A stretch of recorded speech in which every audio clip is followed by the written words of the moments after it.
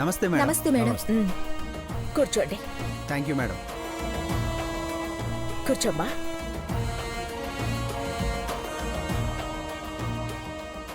Madam, ఇలా జరిగిన నేపథ్యంలో మీరు అనుకున్న టైంకే పెళ్లి జరిపిస్తారా? బ్రహ్మ ముహూర్తం అది. బ్రహ్మరాతలో రేపు ఘట్టమనేని వారి పెళ్లిళ్లు జరిగి తీరతాయని రాసుంది.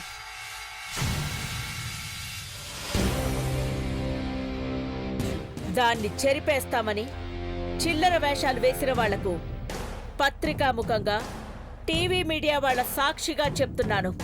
మీరు ఎవరో ఏంటో నాకు తెలీదు. ఘట్టమనేని అఖిలాండేశ్వరి జోలికొచ్చారు. ఈ పెళ్లి ఆపాలన్న మీ ప్రయత్నం జరగదు.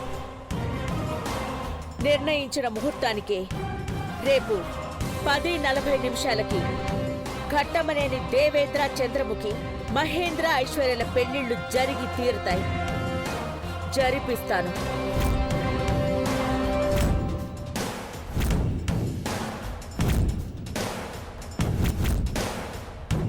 అడ్డుకునేవాళ్లు, ఆపాలి అనుకునేవాళ్లు నిరభ్యంతరంగా మండపానికి రావచ్చు, కాని తిరిగి వెళ్లరు.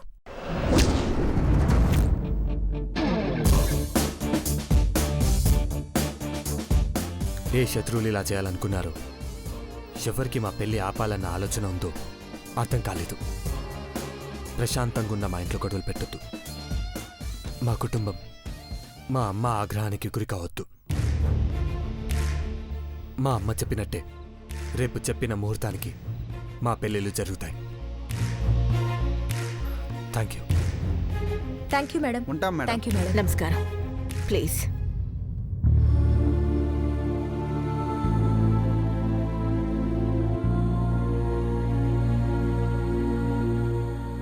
ఇక నా పెళ్లిని ఆ దేవుడు కూడా ఆపలేడని అర్థమైందా అంటే నాకెంత సంతోషంగా ఉందో చెప్పలేను.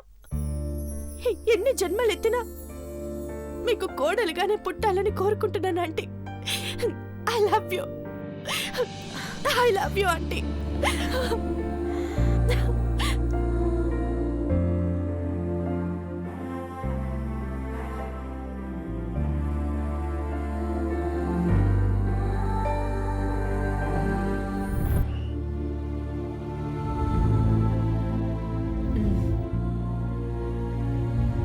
పావని, భవానీ, కావాల్సిన ఏర్పాట్లన్నీ చూడండి. సరే అక్క.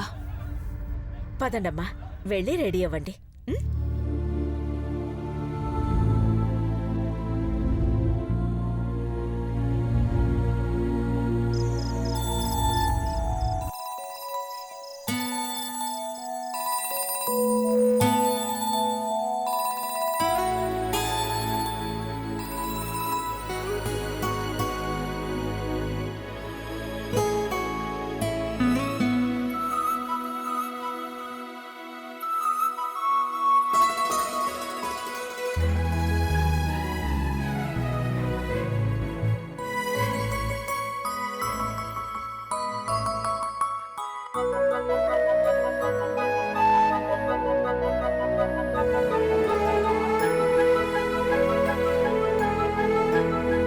అఖిల చేత్తో గోరింటాకు పెడితే మీ పంట పండినట్టే చిన్నబాబు. I know dad. అందుకే మామ్ని రిక్వెస్ట్ చేసి మరీ గోరింటాకు పెట్టించుకుంటున్నా. నైస్. చెక్కచెక్కమని చేసి అదిరిపోయే పులిహోర రెడీ చేసి తెచ్చాను.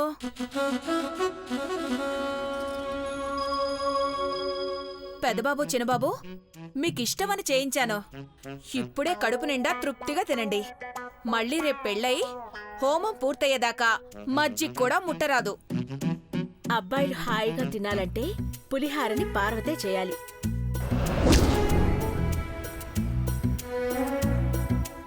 ఎంత ఉప్పు, ఎంత పులుపు వేస్తే బావుంటుందో పార్వతికే తెలుసు.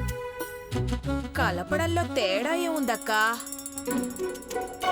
ఉంటుంది. హస్తవాసి అని, అందవేసిన చెయ్యి అని ఊరికే అనరు. పార్వతిని పిలుచుకురా భవానీ. అలాగే.